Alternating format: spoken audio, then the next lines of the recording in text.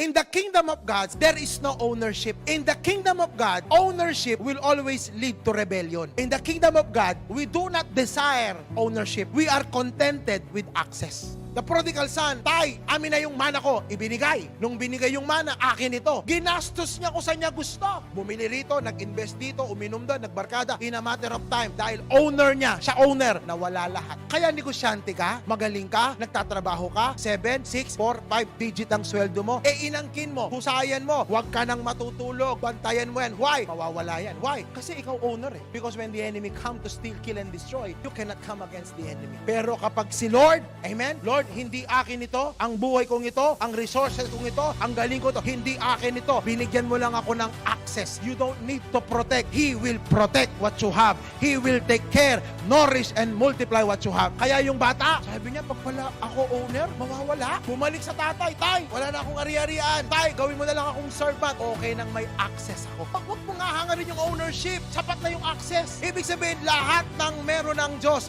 pwedeng dumaloy sa'yo. Access. Kaya look at this, binabaliktad mo eh. Pinagpapaguran mo pera, trabaho, negosyo. Kasi ownership ka eh. Ang pagpaguran mo, paano kapag katiwalaan ni Lord? Paano mo siya paglingkuran para bigyan?